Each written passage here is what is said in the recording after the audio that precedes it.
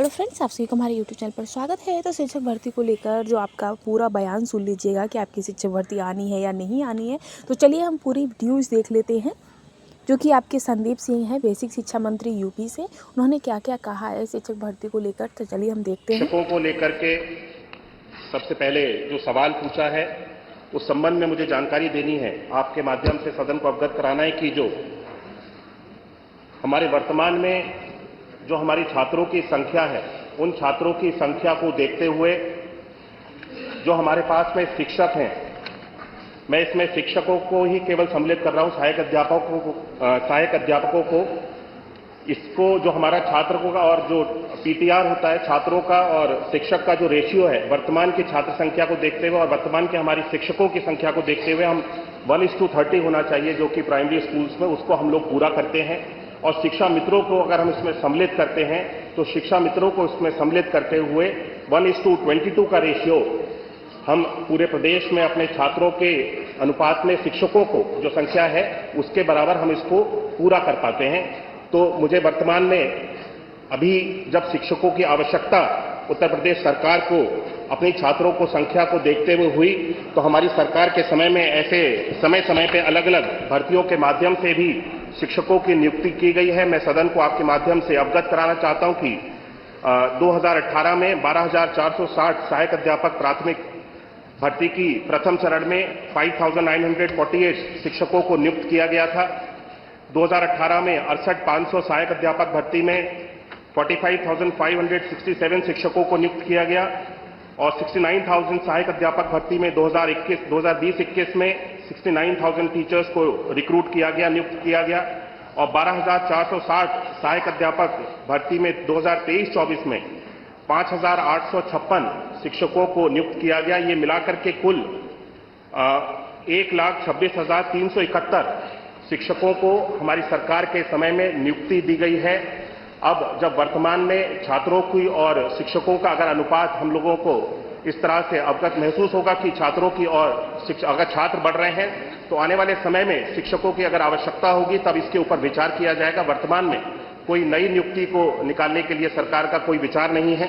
माननीय सदस्य ने और भी प्रश्न किए कि जो नियुक्ति अभी कोर्ट में विचाराधीन है, कोर्ट में जो सुप्रीम कोर्ट में 69,000 की एक भर्ती हमारी विचाराधीन है, जिसपे माननीय सुप्रीम कोर्ट में सर्वोच्च न्यायालय में जिसका केस चल रहा है, उसकी लिए हमारी सरकार की ओर से पूर्ण रूप से पहल की जा रही है।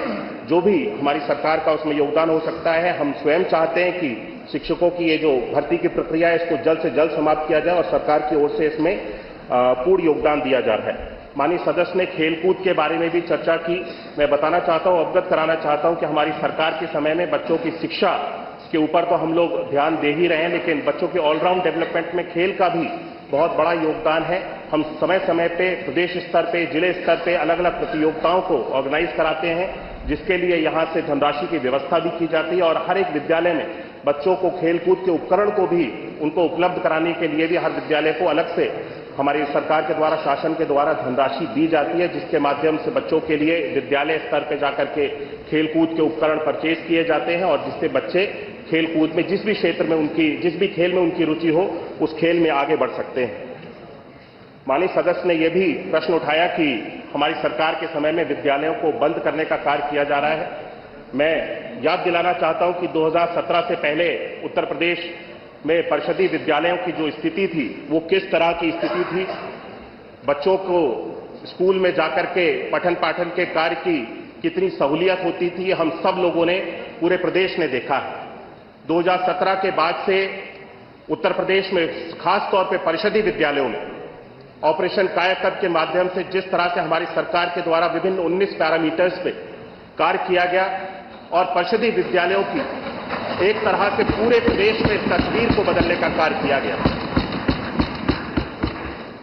हमारी सरकार के समय में किसी भी विद्यालय को बंद करने का निर्णय हम लोगों ने नहीं लिया है और हमारी सोच भी नहीं है कि बच्चों की पढ़ाई के लिए जो विद्यालय चल रहे हैं उसको बंद किया जाए, बल्कि हम सब लोग आने वाले समय में अत्याधुनिक और नए और उच्च स्तर के, बढ़िया स्तर के विद्यालयों को खोलने की हम सब लोगों की सरकार की योजना है। और आने वाले समय में मुझे लगता है जब ये विद्यालय बनकर के तैयार हो जाएंगे तो हमारे परिषदीय विद्यालय में भी प्राइवेट स्कूल्स में जो बड़े से बड़े अच्छे से अच्छे स्कूल में जो सुविधाएं बच्चों को दी जाती हैं वो निःशुल्क हमारे परिषदीय स्कूल्स में भी बच्चों को देने में हमारी सरकार सफल होगी। ये आ गया पूरा उत्तर, पूरा आ गया। इसमें जितने भी बातें थी सब आ गई बड़ी स्पष्ट।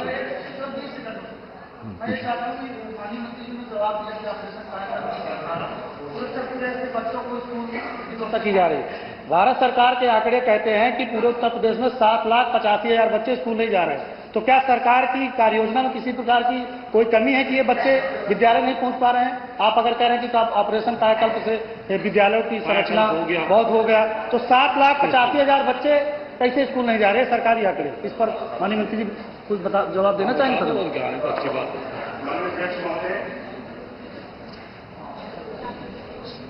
माननीय सदस्य ने जो चिंता जताई है कि बच्चों को भारत सरकार का उन्होंने कोई डेटा कोट किया है सदन में, जिसके माध्यम से उन्होंने ये बताया कि 7 लाख कुछ संख्या में बच्चे विद्यालय नहीं जा रहे हैं। मैं इसकी अवश्य जानकारी करा दूंगा, लेकिन मैं प्रदेश स्तर पर बताना चाहता हूं कि उत्तर प्रदेश सरकार के द्वारा इस चीज को हम लोग पूरी तरह से सुनिश्चित करने का प्रयास कर रहे हैं। हम लोग हर वर्ष ये नहीं, आप मंत्री जवाब दे रहे हैं, आप आगे आ रहे हैं, बैठिए प्लीज।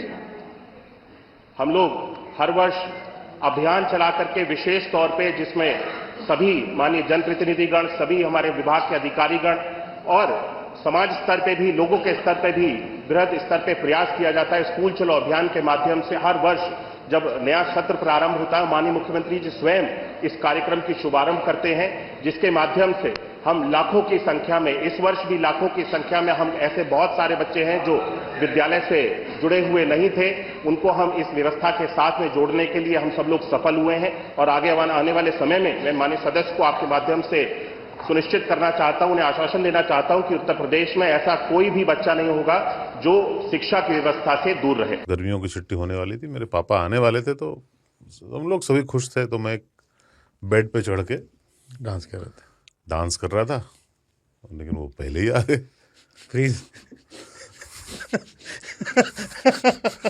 तो मैं उस समय तो कंटिन्यू नहीं कर सकता था, तो फ्रीज फ्रेम टाइप का हो कसम पैदा कर।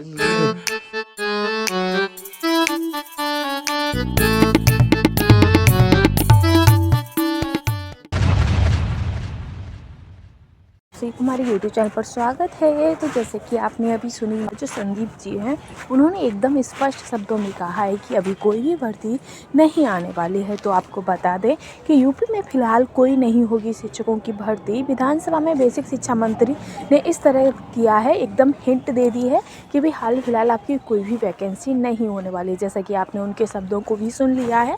साथ ही आपको बता दें कि प्रदेश में शिक्षकों की नई भर्ती की कोई योजना नहीं है, क्योंकि छात्रों और शिक्षकों का अनुपात जो है वो एकदम मानक के अनुसार है। उनका कहना है कि जो छात्रों और शिक्षकों का जो अनुपात है वो उनके मानकों के अनुसार है।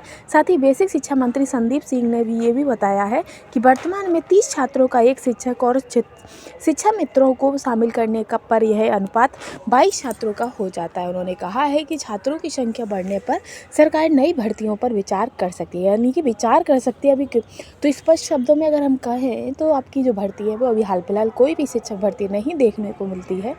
जो ये प्रश्नकाल में जो सपा सदस्य अनिल प्रधान हैं, उन्होंने संदीप सिंह के प्रश्न पर मंत्री संदीप सिंह ने कहा है कि अगर प्रदेश में छात्रों की संख्या बढ़ेगी तो नए छात्र आएंगे, तो सरकार जरूर शिक्षकों की भर्ती पर विचार करेगी। यानी कि प्रदेश में अगर शिक्षकों जो बच्चे हैं, बच्चों की संख्या अगर बढ़ती है तो आप शिक्षक भर्ती को देखा जा सकता है, अन्यथा कोई भी शिक्षक भर्ती नहीं देखा जा सकता है। वहीं आंकड़ों को देखकर तो आपने पूरा ही देख लिया होगा, तो दिखावा कर रहे हैं। वहीं आपने ये पूरा माजरा भी उन्होंने सुन लिया है, आपने संदीप जी की पूरी वाकया भी सुन ली है। तो अपना विचार हमें ज़रूर बताइएगा कि आपको क्या लगता है शिक्षक भर्ती आएगी या नहीं आएगी। अपनी राय हमें देना बिल्कुल भी ना भूलिएगा, और ऐसे ही लेटेस्ट अपडेट के लिए चैनल के साथ बने रहिएगा। Thanks for watching.